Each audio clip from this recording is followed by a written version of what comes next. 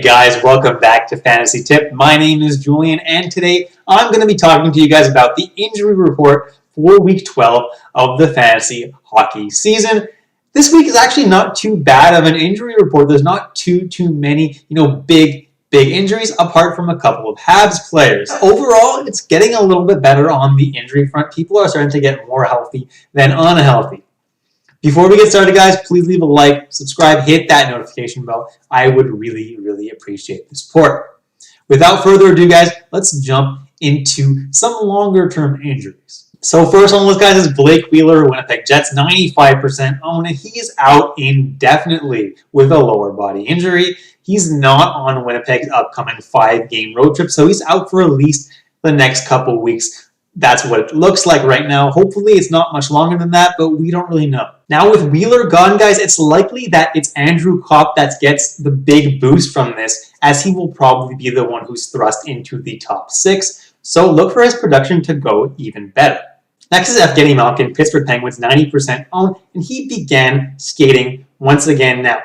That doesn't necessarily mean he's going to come back super soon, but it is a very good sign. The earliest he can come back is April 11th. I think that's a little bit soon, but hopefully within a week and a half, Malkin will be back on the team. Next is Tuukka Rask, Boston Bruins, 88% owned, dealing with an upper body injury, and he's not ready yet to return either. He should be back pretty soon. It seems like he's trending towards a return in the next few games, but until then, guys, it will be Dan Blader that will shoulder the load in Boston because Halak is out now too. Next is Brendan Gallagher, Montreal Canadiens, 79% owned, and he's going to miss the next 6 weeks at the very minimum with a broken thumb. So that basically means, guys, that he's going to be missing the rest of the regular season. So if you have him in redraft tools, he's a really easy drop as of now. Now, for all of you that had Brendan Gallagher and you had to drop him, well, Jesperi Kotkaniemi is taking his spot on that top line with Tatar and Danault. You guys can pick him up and see how he does. He's a very promising young kid.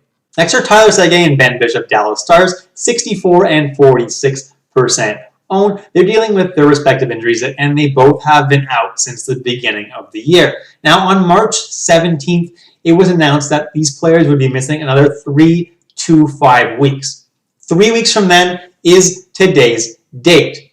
So they should be back relatively soon, and at the latest, they should be back in a couple weeks. So if you have room on your IRs, guys, and these guys are on the free agency, they make for some pretty decent pickups right now.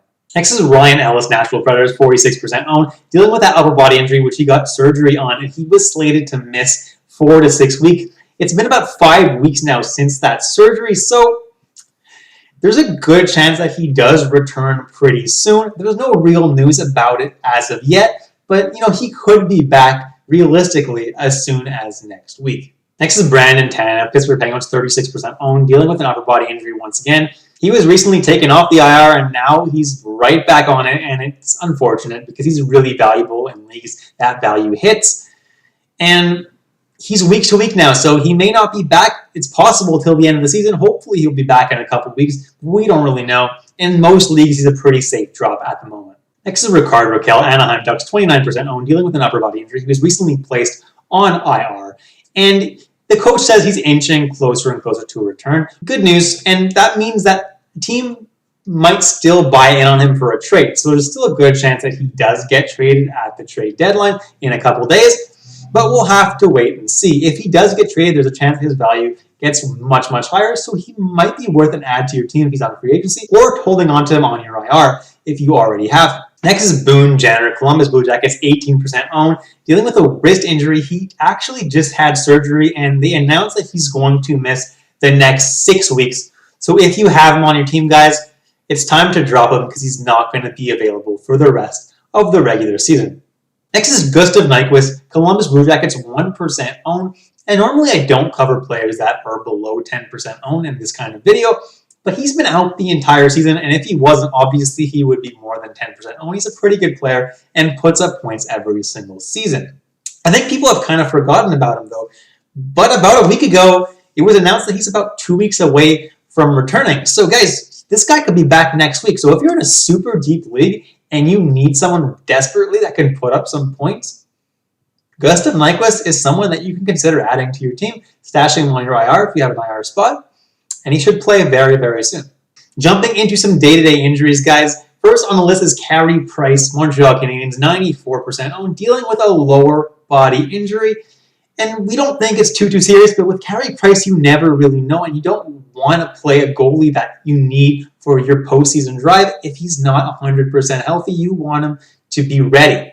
Jake Allen has been very, very good, so as long as Carey Price is out, Jake Allen will be the one getting almost all of the starts. It may be Primo getting the start on Thursday just because it's a back-to-back set, but other than that, as long as Price is out for, Allen will get the start. Go ahead and pick Allen up if you're a Price owner. Next is William Nylander, Toronto Maple Leafs, 92% owned. He didn't play on Wednesday night due to the COVID protocol. He was in close contact with someone who ended up having the virus. Doesn't necessarily mean that he has it. So if he gets tested a few times and he gets tested negative, he should be back as soon as Toronto's next game. Next is Charlie McAvoy, Boston Bruins, 90% owned, dealing with an upper body injury. It's a day-to-day injury, so it shouldn't be too serious. But man, what a bad time to lose Charlie McAvoy. The Bruins played 5 games this week, and I know a lot of people were hyped. They had him in their lineup. They're like, yes, we're finally going to get 5 games out of McAvoy. It's going to be great. Unfortunately, he's injured, so hopefully he could be back on Thursday, but we don't really know right now. If you need someone to replace him, well, if Matt Grzelcyk is available, he's been great as well for the Bruins. Next is Frederik Andersen, Toronto Maple Leafs, 88% owned, still dealing with that lower body injury, and there's no update right now, but it doesn't seem like he's going to be missing too much more time. It's really unclear, though. He could miss a lot more. He could be back in a couple games. We don't really know, but until he's back, guys, Jack Campbell will continue to shoulder the load in Toronto. Next is Taylor Hall, Buffalo Sabres, 68% owned. He's not injured, but he's not playing right now. The reason for that is because he's going to be traded very, very soon. Now, guys, when this video is coming out, the trade deadline will only be 4 days away. So Taylor Hall should be traded very, very soon, and hopefully he'll get traded to a better team. He'll get a lot better opportunities. If you have Taylor Hall, you might as well hold on to him. You've held on to him this long. Next is Alexander Radulov. Dallas Stars, 63% owned, and we have no idea when Radulov's going to play. There hasn't been a whole lot of information about his injury. It seems like every single night he's a day-to-day injury, so maybe he'll play, but he never plays. So honestly, I have no idea what's going on with Alexander Radulov, and I don't think you should expect him in your lineup anytime in the next week or so.